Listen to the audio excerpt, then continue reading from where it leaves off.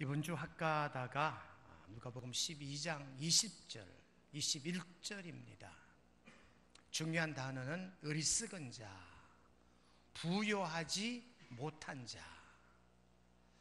하나님께 부요하지 못한 자가 어리석은 자라 하는 내용이 설교의 핵심입니다. 하여 오늘 본문 말씀에는 하나님에 대하여 부요하지 못한 자, 부정문이지만 오히려 이것을 하나님에 대하여 부요한 자가 되자, 어리석은 자가 되지 말자 하는 것이 설교 제목입니다. 명제는요, 한가위 추석입니다. 하나님에 대하여도 부요하고 이웃들에 대하여도, 가문의 일가 친지들에 대하여도 부요할 수 있는 저와 여러분 되시기를 주님의 이름으로 축원드립니다. 한가위가 되면 이런 말들을 합니다. 더도 말고 덜도 말고 한가위만 같아라. 이 말이 처음 사용된 때가 1819년 순조 19년 김매순이라는 사람의 책 열양세식이라는 책에 기록된 말이랍니다. 여러분, 1819년 순조 임금 때니까 꽤나 오래전에 생겨난 말이었던 것이에요. 저는 더도 말고 덜도 말고 한가위만 같아라, 이게 최근에 생겨난 말인 줄 알았어요. 그런데 찾아보니까 1819년 순조 19년 김매순이라는 사람의 열양세식이라는 책에 기록된 내용입니다. 우리나라는 크게 명절이 두 개가 있는데 하나는 설날이요, 하나는 추석인데, 설 명절은 탄생의 새로운 시작에 대한 감사고, 추석은 추수에 대한 감사가 이 추석 명절이라는 것이에요. 그래서 추석이 되면 많이 가지고 사는 집이든 못 가지고 사는 집이든 먹을 것을 풍성하게 준비한다는 거지요. 그래서 먹고 살기 힘든 시대에 추석만큼은 배불리 먹을 수 있었기 때문에 생겨난 말이라고 합니다. 평소에는 많이 먹지 못하니까, 평소에는 잘 먹지 못하던 음식을 추석 명절에는 먹을 수 있으니까, 추석 명절만큼은 마음 또한 부자가 된 것 같으니까 생겨난 말이 그런 말이랐다는 것입니다. 그러니 여러분, 풍요로웠던 그 시기, 풍요를 소망하는 말이 더도 말고 덜도 말고 한가위만 같아라 하는 의미라는 것이지요.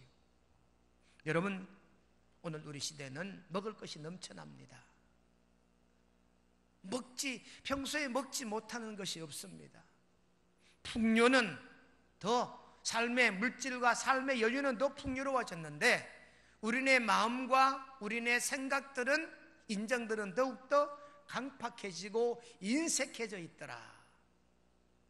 그래서 오늘 설교의 초점은 형제들에 대하여 풍요롭자, 일가 친지들에 대하여 인색하지 말고 오히려 후덕한 추석 명절을 보내는 저와 여러분들이 꼭 되시기를 주님의 이름으로 축원합니다. 오늘 본문에 보면 어리석은 자라는 말이 나와요. 누가요? 하나님에 대하여 부요하지 못한 자. 여러분, 어리석다는 말은 원문에 보면 어리다는 말입니다. 어리다. 어리석다는 말을 국어사전에 찾아보니까 어리석은 자는 슬기롭지 못하고 둔하다. 이게 어리석은 자, 어리석다는 말의 뜻이에요. 이것으로는 잘 이해가 되지 않아 성경 원문에 찾아 해석해 보니까 아직도 어린 아이 같은 마음, 자기밖에 모르고 자기만 위해 사는 사람을 어리석은 자라 그렇게 표현하더라고 하는 것입니다. 여러분, 하나님에 대하여 부유한 자는 슬기로운 자입니다. 하나님에 대하여 인색한 자는 어리석은 자입니다. 이웃에 대하여 인색한 자도 어리석은 자입니다. 일가 친지 이웃들에 대하여 부유한 슬기로운 명성의 성도님들이 되시기를 주님의 이름으로 축원드립니다. 한강을 투금강이라고 불렀대요. 한강을 투금강, 투금이 왜 강에 금을 던졌다는 뜻이겠지요. 그 말이 고려시대 문헌인 고려사열전에 동국여지 성남 등에 실려있는 이야기입니다. 고려 충렬왕 20년 1294년경에 개성에 한 벼슬을 했던 이응년이라고 하는 이 벼슬아치가 모든 관직을 내려놓고 자기 고향 경상남도 함양으로 내려가기 위해서 개성에서 한양에 도착했어요.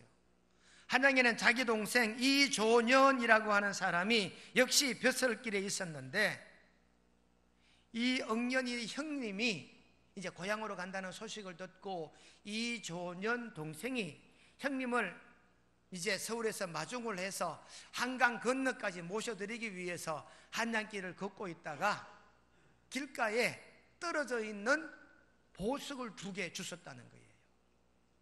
뭔가 황급빛이 나는 돌덩어리인데 2개를 줍고는 이 동생이 2개 중에 하나를 형님을 줬대요. 왜? 2 형제는 아주 우애가 좋았으니까. 그래서 형님 왜 벼슬을 그만두시고 내려가야 하십니까? 뭐 혹시 건강에 이성이 있으신 건 아닙니까? 고향에 뭐 특별한 일이 생긴 것입니까?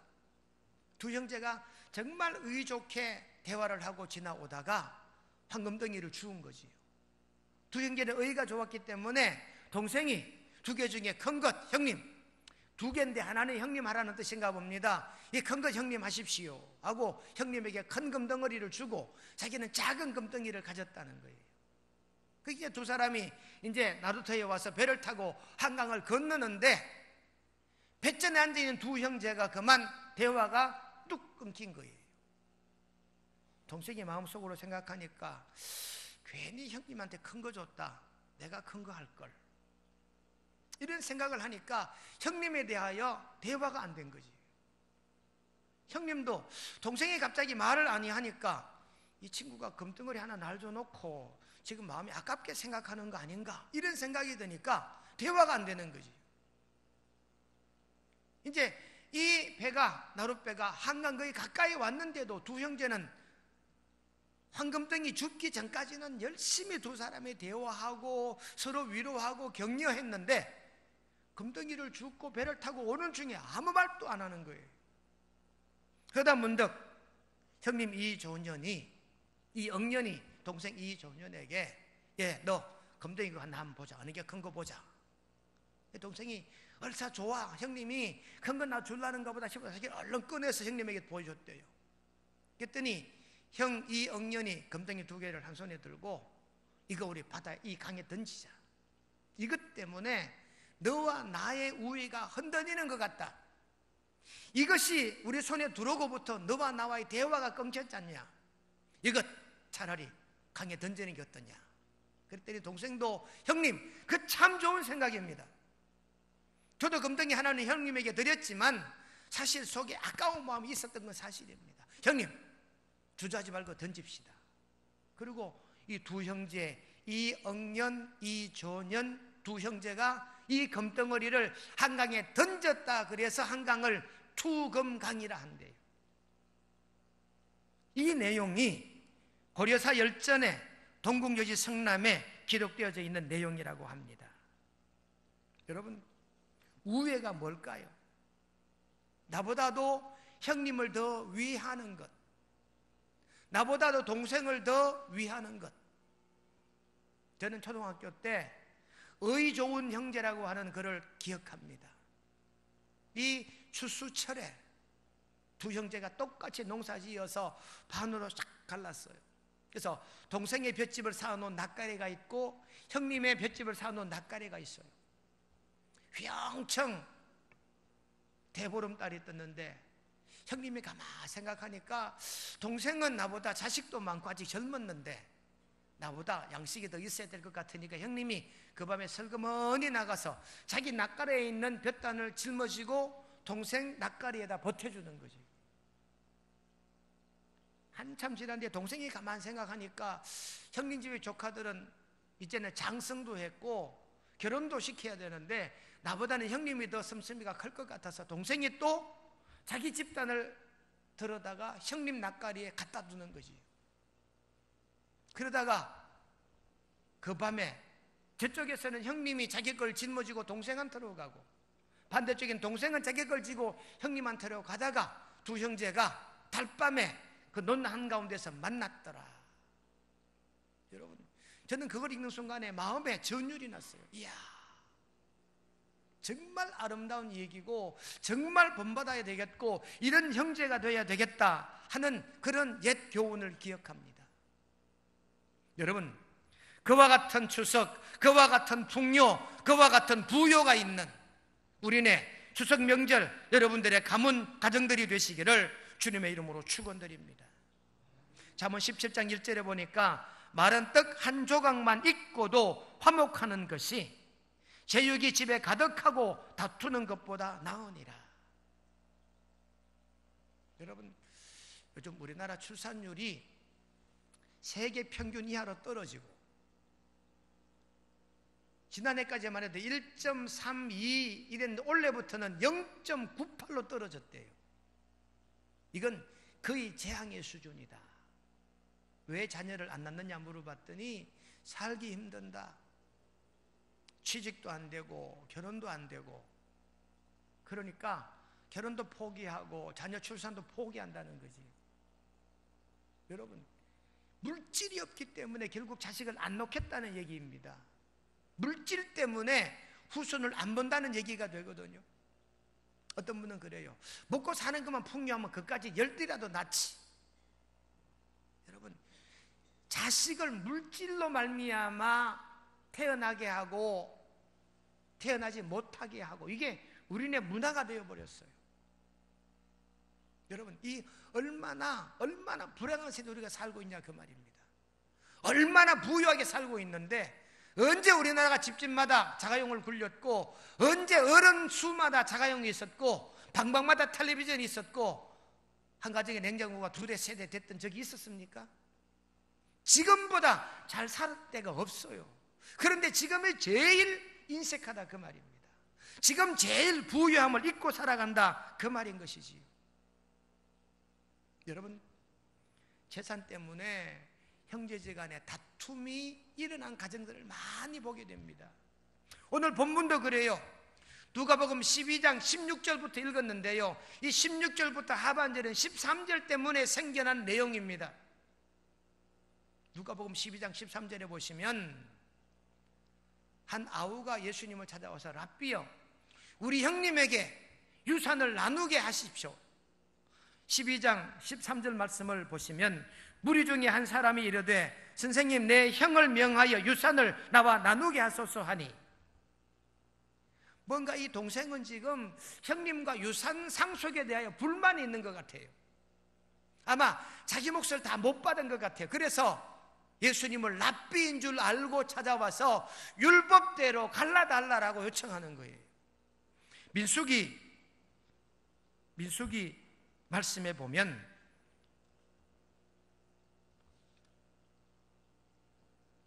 장제를 잊어버렸는데요, 민수기에 보면 율법적으로 이렇게 말합니다. 장남은 아버지 재산의 3분의 1을 가질 자격이 있고 차남은 3분의 1을 가져라 하는 게 율법이에요. 그런데 아마 이 동생이 3분의 1만큼 자기 몫을 받지 못했던 것 같아요. 그랬으니까 예수님을 율법 교사 랍비인 줄 알고 뭐라 말합니까? 선생이여, 선생님, 내 형을 명하여 유산을 나와 나누게 하소서. 이와 같이 유산 상속에 대하여 불만이 있는 이 한 남자, 이 사람을 보고 예수님께서 말합니다. 누가 나를 재판장으로 아느냐? 나를 물건 나누는 사람으로 아느냐? 그러며 비유로 하신 말씀이 오늘 본문의 내용입니다. 한 사람이 열심히 농사를 지어 많은 소출을 거두었는데 이걸 어떻게 할까? 더 창고를 짓고 이걸 모아두어서 내가 혼자 평안히 먹고 살리라 라고 생각한단 말이지. 이렇게 생각하는 사람에게 하나님께서 내 생명을 이 밤에 도로 찾아가면 네가 모은 그것이 누구 것이 되겠느냐? 그러니 하나님에 대하여 부유한 자가 되라. 하나님에 대하여 인색한 자가 되지 말라는 거지. 그러니까 네 가진 것으로 형제와 잘 나누고 네 가진 것으로 이웃들을 섬겨라. 탐욕 부리지 말고 인색하지 말고 풍요롭게 후덕하게 이웃과 나누라 하는 것이 본문의 교훈입니다. 여러분, 성경에 탐욕을 부리다가 인생 망친 사람들이 여럿 있습니다. 그 대표적인 사람이 창세기 3장 1절 6절에 나오는 아담과 하와입니다. 에덴 동산에 선악을 알게 하는 저 나무, 저것만 먹으면 내가 뭔가 할 수 있단 말이지. 저것만 먹으면 내가 하나님처럼 된단 말이지. 이 탐욕 때문에 하나님의 뜻을 거역하게 되지. 또 창세기 25장 27절로 34절에 보면 에스라는 자가 나옵니다. 배고픔, 잠깐의 배고픔을 참지 못하고 그 귀한 장자의 명분을 팥죽 한 그릇과 팔아버린 이 에스의 안타까운 모습이 창세기에 기록되어져 있습니다. 여러분, 돈 때문에, 그 자그마한 재물 그 하나 때문에, 그 탐욕 때문에 넘어진 자가 많더라 그 말이지. 그래서 오늘 본문은 13절에 재산 상속을 바로 해달라고 요청하는 이 젊은이에게 예수님께서는 한 부자의 이 비유로 말씀하시는 거예요. 그래서 하나님에 대해 마음이 부유하지 못한 자는 어리석은 사람인데, 이 어리석은 사람이 어떤 사람이냐? 하나님에 대해 잘 모르는 사람이에요. 하나님이 어떤 분인지 모르는 사람이 어리석은 사람이에요. 우리가 아는 하나님은 어떤 분일까요? 첫째로 우리가 아는 하나님은 만물의 주인이신 줄로 깨닫게 되시기를 주님의 이름으로 축원드립니다.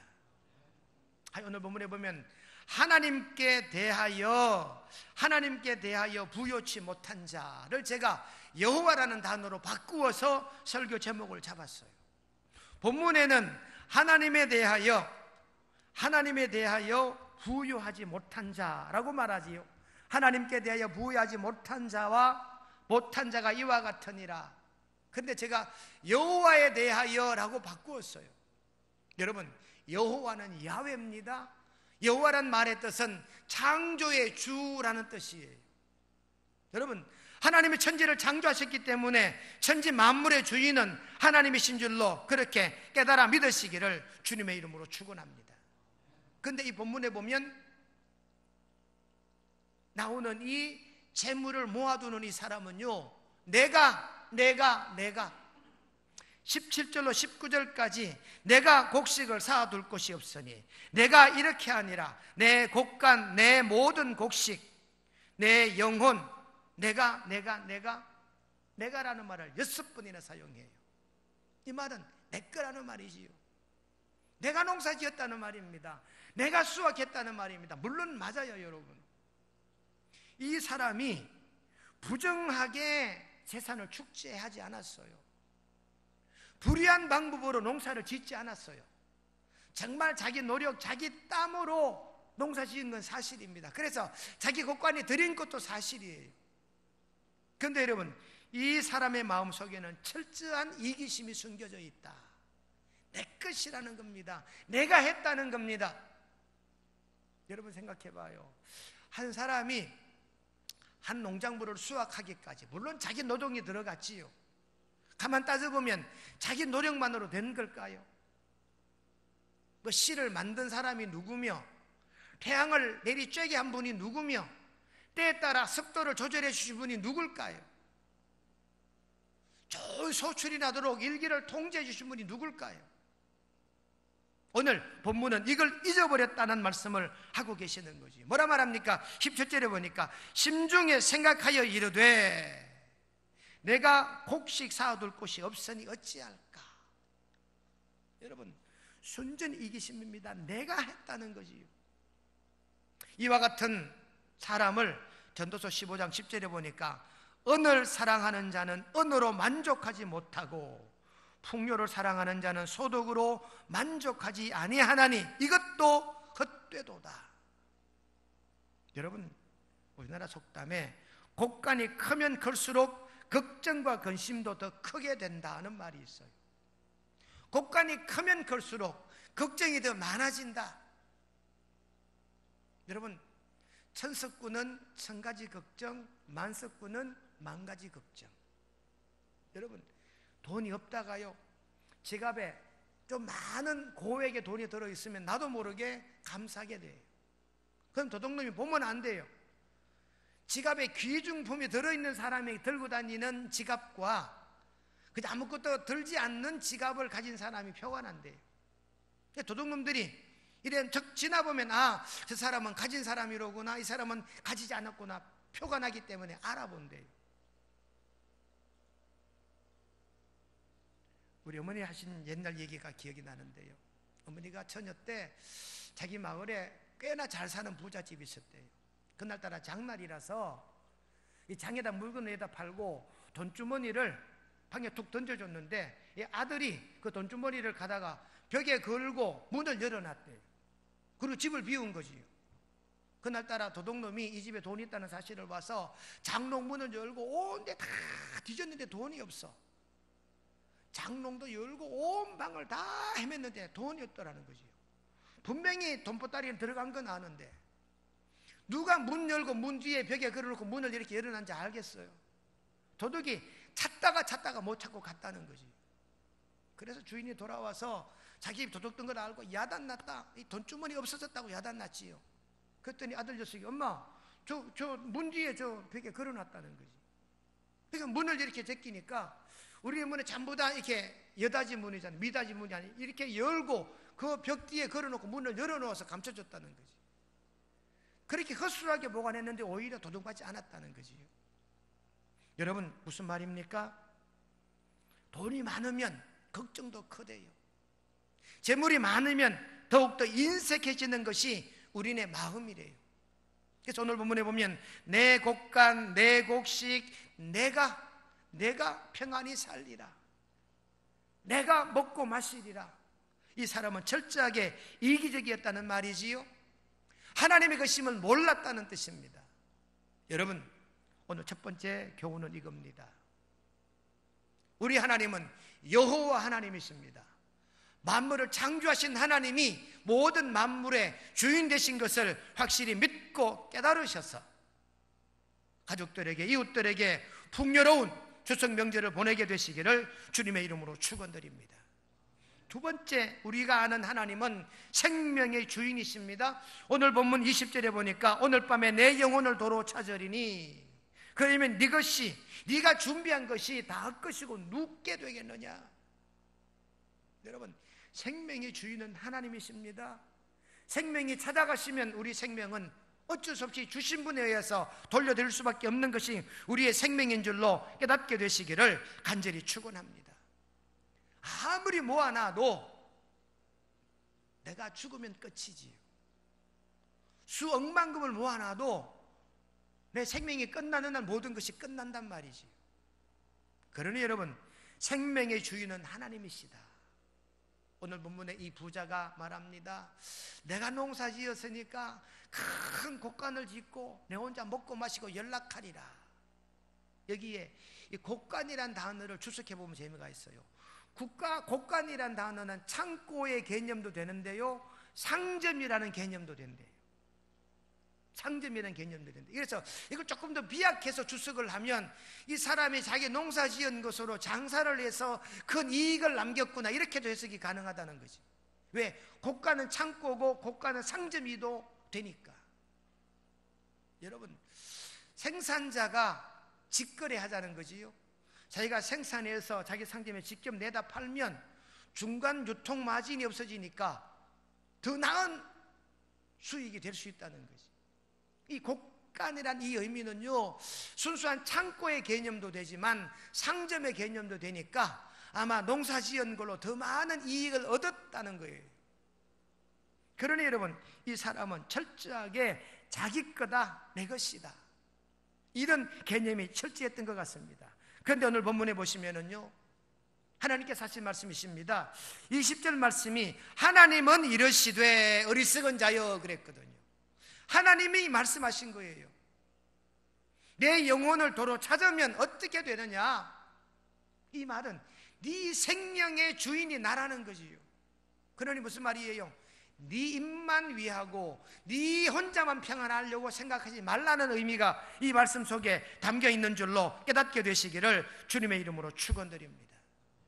그래요 여러분, 중요한 건요, 오늘 밤이란 단어, 오늘 밤, 지금 이 시점이란 말이죠. 여러분, 아무리 쌓아도 뭐해요?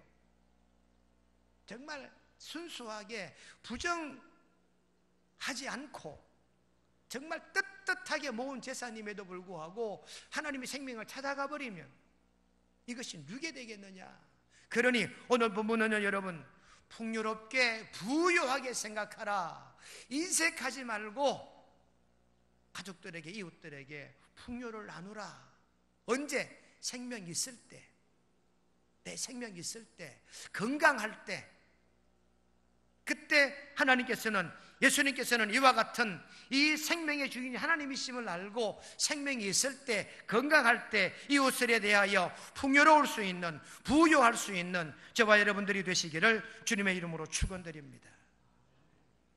시편 39편 6절에 보시면 각 사람은 그림자 같이 다니고 헛된 일로 소란하며 재물을 쌓으나 누가 거둘는지 알지 못하나이다.